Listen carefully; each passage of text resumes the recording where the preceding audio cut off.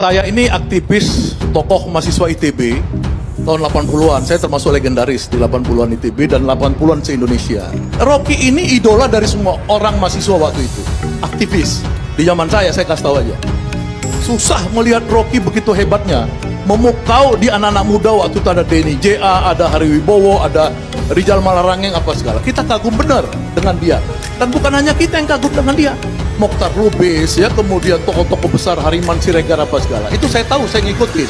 Rocky ini adalah pembawa ajaran PSI, ya, namanya Partai Sosialis Indonesia. Ditarik itu ke atasnya, namanya Dr. Sultan Syahrir. Mereka tuh menawarkan di Indonesia ini demokrasi dari awal. Saya minta maaf karena saya menyebabkan kalian berselisih. Nanti diterangkan, apakah perselisihan itu saya yang picu? Bukankah ada forum untuk menyelesaikan perselisihan? Kenapa mesti pakai kekerasan misalnya? Tapi saya nangkap itu bahwa kemarahan itu memang harus diucapkan pertama kali itu. Dan itu yang membuat saya tetap akan mengatakan bahwa saya akan terus mengambil risiko untuk menjadi pendidik demokrasi itu dengan segala macam akibat. Itu soalnya. Assalamualaikum warahmatullahi wabarakatuh. Saya Yudi Pramuko, tukang donat dari Parung YouTuber tertua di semesta. Alhamdulillah wassalatu wassalamu ala rasulillah. Kita memperhatikan ya gerak-gerik berita paling mutakhir tentang Rocky Gerung ya, merupakan bagian dari sejarah politik Indonesia modern kita. Ketika Mahfud MD mengkritik ya, anak-anak HMI, Himpunan Mahasiswa Islam, membakar bendera PDIP di Cikini ya. Jadi awalnya PDIP melaporkan ke polisi Rocky Gerung dalam kasus berita bohong dan ujaran kebencian ya, yang dilakukan oleh Gerung terhadap Pak Jokowi yang sebelumnya mengatakan kebijakan Pak Jokowi sebagai bajingan yang tolol dan bajingan pengecut ya. Nah, kemarahan itu PDIP disampaikan ke polisi ya. Tapi direspon oleh anak-anak muda dari HMI dengan membakar bendera PDIP kemarin di Cikini. Mungkin di Cikini berarti di kantor HMI Cilosari, HMI cabang Jakarta. Dan ini pembakaran ini merespon membuat Mahfud MD Menko Polhukam yang juga pernah di HMI dulu waktu mahasiswa itu merespon dengan cara yang mengejutkan saya juga. Kata Mahfud, tindakan pembakaran bendera HMI itu bendera PDIP itu mengagetkan. Masa anak-anak HMI membakar bendera? Tradisi HMI adalah tradisi argumen katanya. Dan pembakaran terhadap bendera PDIP yang dilakukan oleh anak-anak HMI Cilosari itu tidak layak ya. Ini mengagetkan. Tentu Pak Mahfud lupa ya bahwa yang membakar itu anak-anak muda yang gejolak emosinya itu ya sudah sangat tinggi atau masih tinggi. Anak-anak mahasiswa kayak Pak Mahfud nggak pernah mahasiswa aja ya, nggak, untuk kasus-kasus tertentu nggak diperlukan argumen itu ya. Dulu anak-anak mahasiswa itu menduduki gedung DPR, MPR ya, nggak pakai argumen, diserang aja, diserbu aja. Dari Ciputat itu kampus diliburkan oleh Azumardi Azra sebagai rektor, dan semua kegiatan itu dihentikan, dan kemudian entah puluhan, entah ratusan bis dikerahkan dari Ciputat untuk ke DPR. Udah nggak pakai argumen, pokoknya duduki DPR. Kampus diliburkan oleh Azumardi Azra. Itu cerita yang dari Lingkar Ramadan itu siapa itu, yang dia ikut juga ya. Jadi mahasiswa itu ya sebegitu itu, nggak selalu harus dituntut berargumentasi ya dalam situasi kondisi tertentu.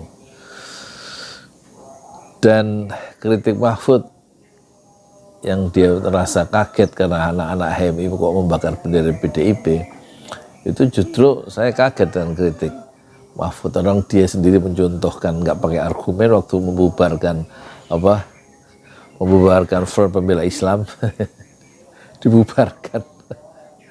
Argumen yang diajukan oleh Front Pembela Islam soal ya administrasi itu nggak perlu pendaftaran dan lain-lain, yang penting ya pokoknya saya juga nggak ngerti, tapi dibubarkan oleh Mahfud.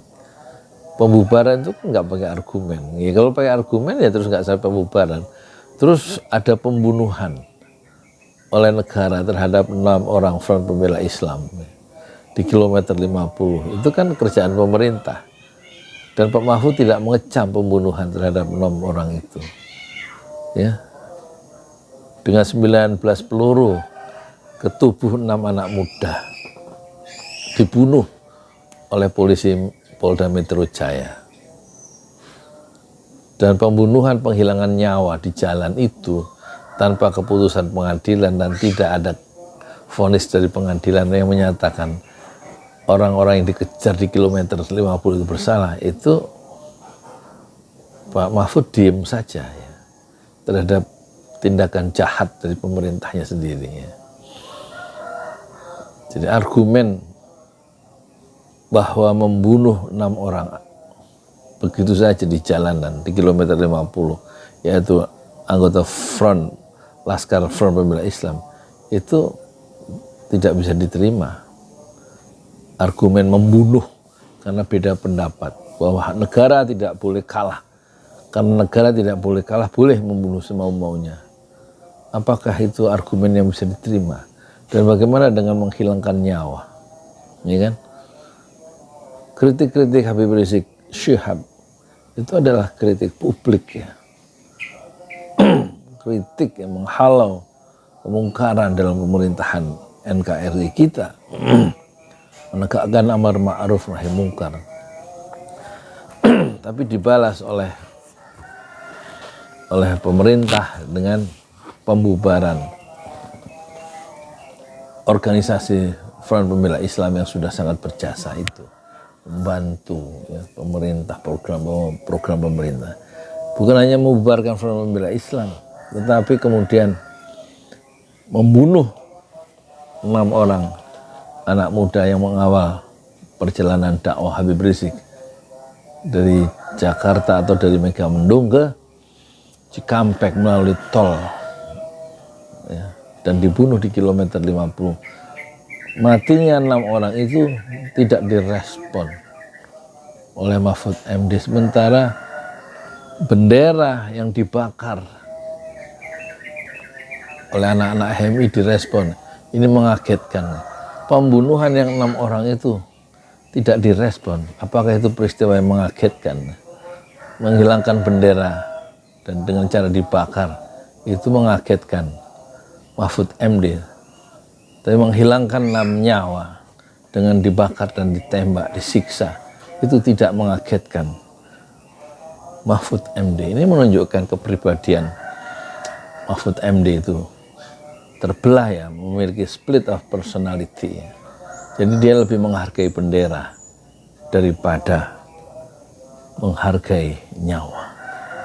Perhatian terhadap bendera yang dibakar itu begitu tinggi dibanding perhatian Mahfud MD terhadap 6 nyawa yang dibakar, yang disiksa dan kemudian dibunuh oleh bagian kekuasaan yang Mahfud MD ada di dalamnya. Bagaimana menurut Anda? Dan Rocky Gerung mengatakan peradaban kita baru sampai sini, belum bisa membedakan antara kritik publik dengan dendam pribadi. Dan kritik-kritik yang dilontarkan oleh Habib Rizik ke publik terhadap kekuasaan itu dibalas dengan pembubaran Front Pembela Islam sebagai alat perjuangan Habib Rizik, dan kemudian Habib Rizik bersama rombongan dakwahnya diburu ya, dan kemudian 6 orang dibunuh pengawal Habib Rizik Syihab, dan Pak Mahfud terdiam saja, pura-pura tidak tahu bahwa menghilangkan nyawa di dalam Islam adalah suatu perkara yang sangat besar. Dan Pak Mahfud bagian dari konspirasi pembunuhan yang dilakukan oleh negara itu. Saya Yudi Pramuko, tukang donat dari Parung Ijuber, tertua di semesta Fasbir Sobron Jamila. Bersabarlah dengan kesabaran yang indah. Assalamualaikum warahmatullahi wabarakatuh. Saya ini aktivis tokoh mahasiswa ITB tahun 80-an. Saya termasuk legendaris di 80-an ITB dan 80-an se-Indonesia. Rocky ini idola dari semua orang mahasiswa waktu itu. Aktivis. Di zaman saya kasih tahu aja. Susah melihat Rocky begitu hebatnya. Memukau di anak-anak muda waktu itu ada Denny J.A., ada Hari Wibowo, ada Rizal Malarangeng, apa segala. Kita kagum benar dengan dia. Dan bukan hanya kita yang kagum dengan dia. Mokhtar Lubis, ya, kemudian tokoh-tokoh besar Hariman Siregar apa segala. Itu saya tahu, saya ngikutin. Rocky ini adalah pembawa ajaran PSI, ya, namanya Partai Sosialis Indonesia. Ditarik itu ke atasnya, namanya Dr. Sultan Syahrir. Mereka tuh menawarkan di Indonesia ini demokrasi dari awal, ya, sosialis demokrasi, SOSDEM, menawarkan demokratik sosialisme. Ini punya sejarah panjang akarnya. Saya terangkan itu di mana-mana. Anda menghina Jokowi? Enggak, saya nggak menghina. Anda perjanjian bahwa kepala negara itu harus berpikir. Nggak ada dia pikirkan tentang harga bahan pokok. Karena itu kita lihat sebetulnya bagaimana Pak Jokowi sebagai kepala negara, sebagai presiden cemas dengan masa depannya. Karena itu dia tahan. Jika sangat mungkin pemilu nggak akan berlangsung sebelum Gibran diizinkan oleh Mahkamah Konstitusi jadi wakil presiden. Dan sekarang lagi proses Mahkamah Konstitusi. Dan itu otaknya busuk. Jadi saya bilang itu. Karena presiden akan datang itu dipilih oleh rakyat, bukan ditentukan oleh presiden sekarang. Dan saya lihat gitu. Seluruh politisi suruh saya minta maaf. Hasto, Sekjen PDIP, Rocky Gerung mesti minta maaf. Akbar Faisal, Habibur Rahman, Ketua Fraksi, salah satu wakil Ketua Gerindra. Anda mesti minta maaf dong. Pertanyaan saya, minta maaf pada siapa? Coba. Saya minta maaf pada orang yang tersinggung. Siapa yang tersinggung? Yang tersinggung ternyata adalah relawan. Lo ucapan saya bukan pada relawan. Saya nggak bilang relawannya bajingan. Saya bilang tersinggung bajingan.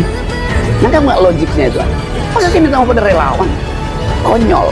Anda baca statistik dunia, kemiskinan di Indonesia itu 120 juta orang itu rentan jadi miskin. Separuh dari bangsa ini miskin. Harga pangan naik 1%, nambah dia 125 juta orang. Untung Indonesia masih ada sistem kekeluargaan sehingga tetangga yang miskin masih bisa kita rawat, makan di rumah sebentar. Bayangkan kalau hitungan ini ada di negara-negara barat, itu artinya terjadi keresahan sosial. Jadi kita bersyukur bahwa ada gotong royong, tapi gotong royong itu bukan akibat kerjaan pemerintah, tapi hati nurani masyarakat kita yang tumbuh. Dan itu dasarnya tuh. Jadi kita kasih kritik karena pemerintah secara kebijakan tidak memelihara fakir miskin. Artinya kesejahteraan tidak timbul. Gaya beli kita tidak mampu untuk memastikan bahwa 6 bulan lagi kita bisa berharap ada tabungan kecil untuk naik haji, ada tabungan kecil untuk menyekolahkan anak-anak, ada tabungan kecil untuk membawa anak-anak berlibur ke Bali. Gak mungkin kita bikin perencanaan itu, karena sehari-hari kita nggak tahu nasib kita apa. Tidak ada, Presiden Jokowi tidak dirugikan oleh pernyataan Rocky Gerung, Refli Harun atau siapapun di Republik ini yang mencaci maki Presiden, menghina Presiden dengan bahasa-bahasa extraordinary language-nya. Ini hanya saja ada satu kelompok kan yang selama ini bertindak seolah-olah menjadi preman penjaga kekuasaan.